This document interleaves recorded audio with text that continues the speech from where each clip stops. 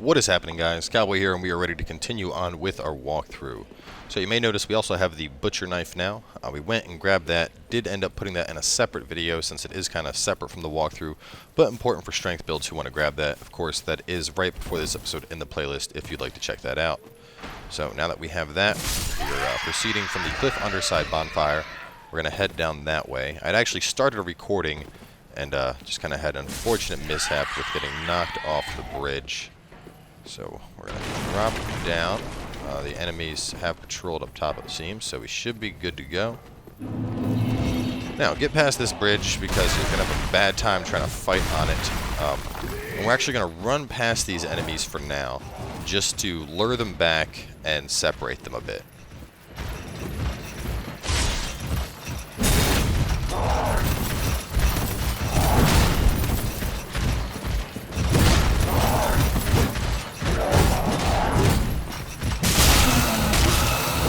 Look at that sharpen effect. Look at that health we're getting back. God, it's so beautiful.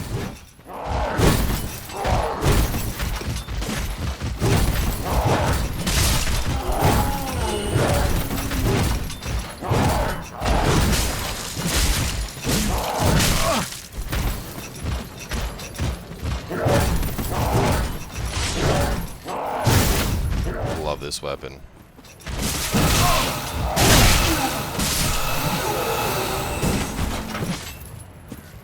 Alright, so now that those two are dead, let's head on back. So there's one more pot thrower right over here. One easy way to handle these guys is you can actually block the pot throw. We're close, so he's not going to throw it. He might if we back up a little bit farther away. We'll find out in just a second here.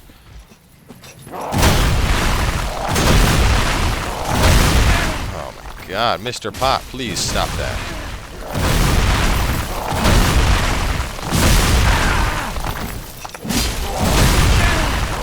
God, these guys are brutal.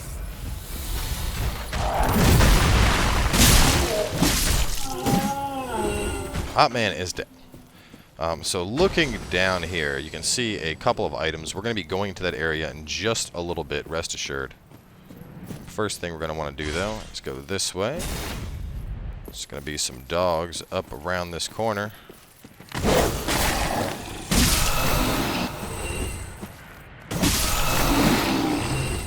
Give me back my health. Luring skull. Grab that large soul.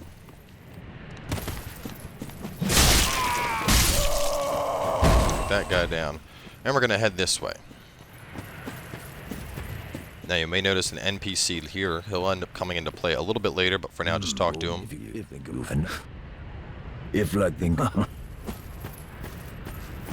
And you can just open this door. Nothing special about it. You just open things on up. And there's going to be an elevator here, which will end up coming all the way down and have Onion Bro on it. So after you use this elevator, you want to basically run over it so that the elevator triggers, and then after it's triggered, get back on so that you can go all the way up top. For those that are confused, basically it's like doing that, but back when you're at the bottom. So we're going to grab the soul of the Nameless Soldier. We're going to actually hit this in a second, just so this elevator is back for when we want to use it in a second. We're going to go up top, and we're going to make a friend.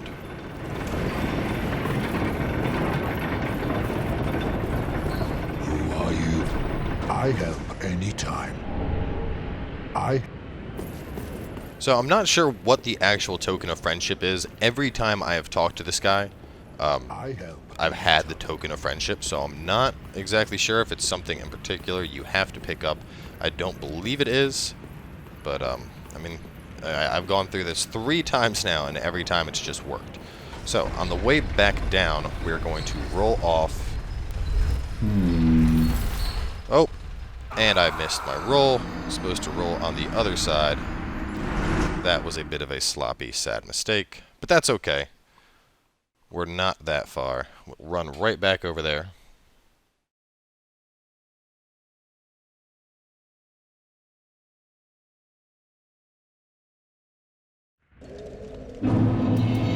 we are going to pop an ember just because I want to be able to show you guys any and all summon signs that appear. Probably should have waited until I was back over there just so I could have saved that health, but no matter. It'll be okay. So we're going to wait just a second, let these guys pat off the bridge, and then we'll have a much cleaner run across it without trying to dodge everything. Should be good now. They are going to notice you, so just be ready to go. You can see these guys are throwing the pots. Ooh, man. The knockback on those pots is quite brutal. Where we're going to run on back, we're going to get on that elevator. Now, since we wrote it down, it should be waiting for us. We can run straight onto it for now.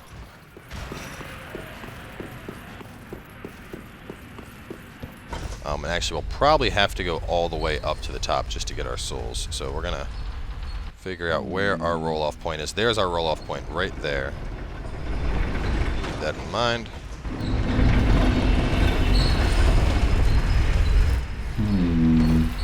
There we go. From here we go outside. And it's Onion Bro.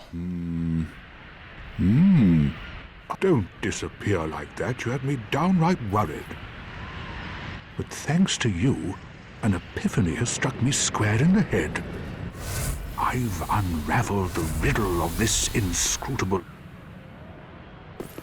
So when you first open the door, the elevator is coming up and he's on it. You can talk to him then. Following that, when you ride the elevator to the top and then get off here, he has moved locations. So at this point, we have the fire demon up ahead. He will help with this fight. No! You should have waited! Well, it's too late now. And this thing looks scary, but just mess it up. Siegward will help you. Together with him, you will take down the fire demon.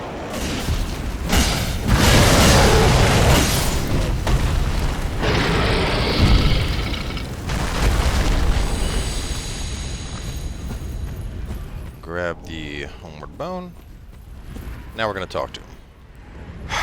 That was quite a performance, but you mustn't get in over your head. We unkindled must put our duties first. But, for the moment, we've a toast to make. So, the Siegward here is very important. Do not use it. You need that later to get Solaire's armor. And now, he is going to chill. If we talk to him again... There we go, we got toast. Well, the only thing to do, really. He talks about having a nap, so that's fine. We're going to let him take his nap. We're going to run and grab a couple things and then come back, and we're going to get a second gesture off of him as well.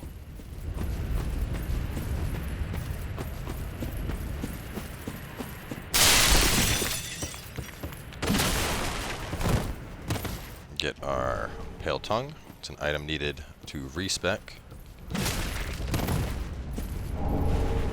The Northern set, which we already have on, of course.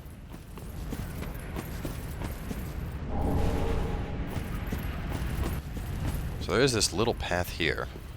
I haven't found anything significant about it, but it seems odd that this whole path exists here without any items. Something interesting to point out.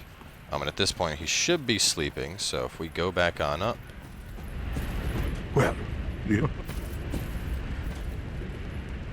There we go. Now he is asleep. Got that gesture. Should be a fun one to do when people are running from you in PvP. Gonna head on in.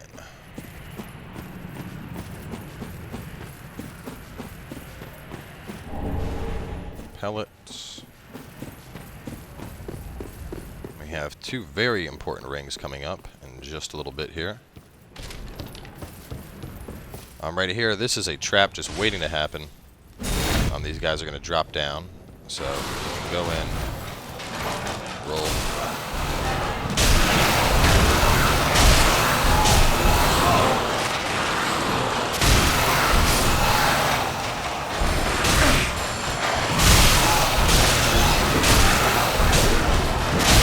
God, I love the sharpen effect on this thing. So much easy healing. Pick up the alluring skulls. Follow this around.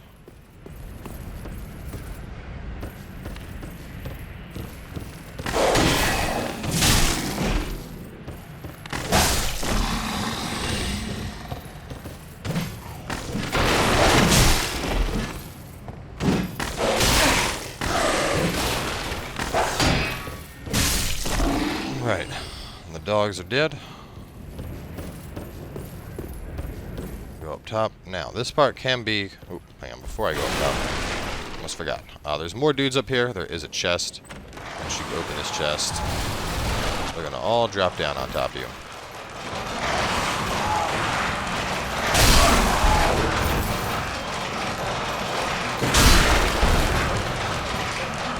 There's really no easy way for a strength build. If you have a piercing weapon on you, such as a rapier or the thrust from the katanas, either of those are a good option to kill these guys fast. Basically, anything that'll pierce through the cage is very effective against them. That being said, they don't do a lot of damage, so you do just need to kind of go through and just beat them into a pulp. That works as well. Of course, I don't have any piercing weapons on me. Having both the butcher's knife and the axes, those are slashy type weapons. Either way, though, we got them down, and that's all that matters. So up here, as you can see, we got two of the fatties waiting. So we're going to sharpen. We're going to walk up very slowly here.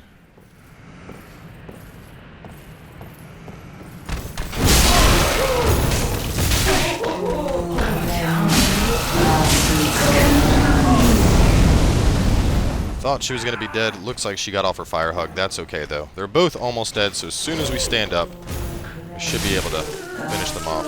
And there we go. Two of the Doruses down at once. And neither of them dropped items. So greedy. Alright.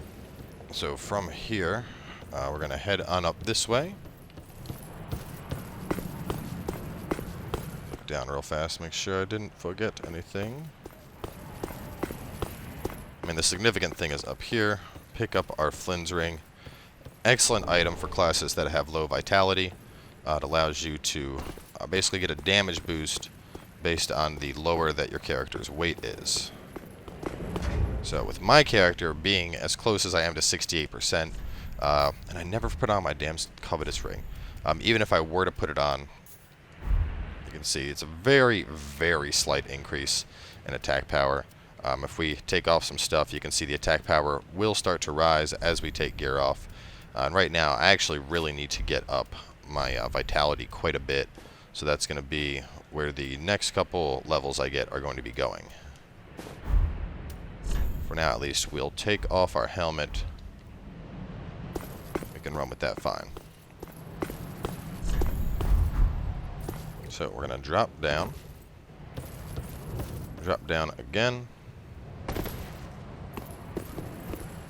Heal up for good measure. Now what you have to do here, very similar to the well in Majula of Dark Souls 2, run and leap, and you can minimize the damage you'll take from the fall. Now we have everyone's favorite ring, the chloranthy ring, in addition to the mirror set. So we're not going to be using the mirror set. That chloranthy ring, though, that is going to be getting used. And as you can see, there is the door that we can use to get back to the boss. Looking where we're at right now, right over here is the way to the bonfire. So from here, I would suggest just using a bone.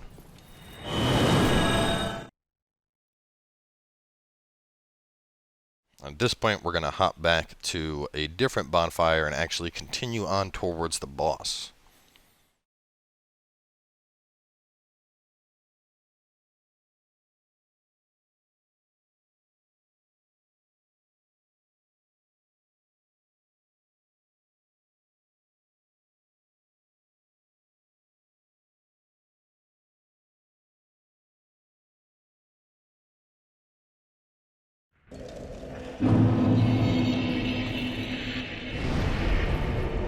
So from here, we're going to travel over to the dilapidated bridge. Now that door that we just saw, That's actually a shortcut to the boss. The fastest run to the boss is from the bonfire we were just at, but we need to open that door first. So we're going to head to accomplish that. In addition, we're going to grab quite a few items. Most important are the Mortician's Ashes and the Bone Shard, which are in the area we're about to go to right now.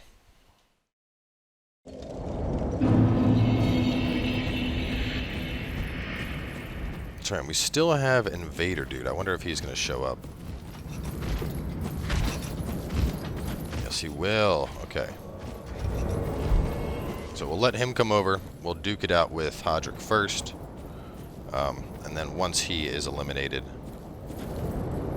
we'll make our way on over towards the boss. Come on, Hodrick, get over here. He's playing coy. Come on.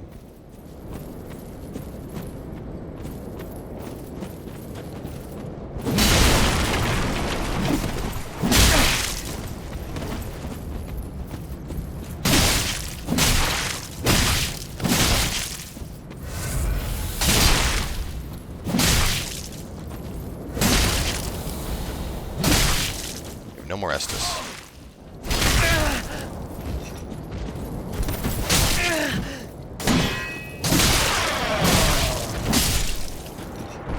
There we go. And Hodrick is vanquished. Now, if you want, we got the Vertebra Shackle from him regardless. That's actually an item associated with being in the Moundmaker's Covenant. I see the interesting thing, which is one of the few things I haven't figured out, is once he dies, I'm not sure who you would give those items to. Because even if you don't kill him, he would be dead following the boss fight. Take this thing out. Ooh, great machete. Nice. Let me actually look at the stats on that. I have not seen that drop before. Great axe with slash. Scrape the blade to sharpen and enable a cleaner cut. 10 dex. That might actually be worth using down the line. Let's take a look at it real fast. Oh man, that thing is... looks like it would be pretty brutal. Ooh, I might have a lot of fun with that. Anyway, back onto the task at hand though. We had to go up there, but you may remember we talked to the dude, and we are now his friend, which makes things a lot easier, because as we approach this, we can just chill, and he will take out all these enemies for us. Now go ahead and start picking up your loot. He'll just keep throwing these spears. Any enemies that get near you, those spears will, or great arrows, excuse me, will absolutely obliterate. So you're free to pretty much just run around and grab the loot. Look at this guy. Like, are you trying to mess with me? Do you want to catch a great arrow to the face? And you can see we are immune to the great arrows. So it's very important that you talk to him. If you don't talk to him, those great arrows can hit you in addition to the enemies. So definitely make sure you take the time to talk to the dude, the giant up top. We're going to run in here real fast just to aggro these guys, get them to come out so that the great arrows will take them out.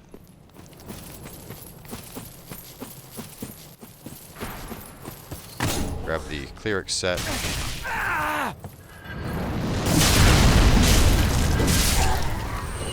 Take him out. And then here we got Mortician's Ashes, which are very important for progression of our vendor. So the last thing, and perhaps the most important in this area, is the Undead Bone Ash, which we see right over there. So, cross... or Undead Bone Shard, excuse me. Getting all of my items mixed up here. Run back up. This guy didn't come out. You can kite him outside if you want. You know, being a red eye, he's a little bit harder to kill, but still nothing that I'd really worry about. Then we're going to go up, and we have the Great Scythe to obtain, which, if I can not fall, I'll be able to get it.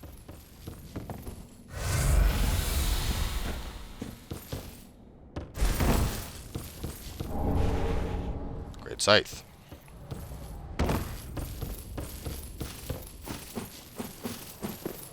Right, now we're almost at 20 minutes. This video is probably going to go a little bit longer because there is a whole nother area. I might actually split this up into another video, just because now that we have the shortcut unlocked, we still have to go through the sewers area as well, and then we have the boss following that.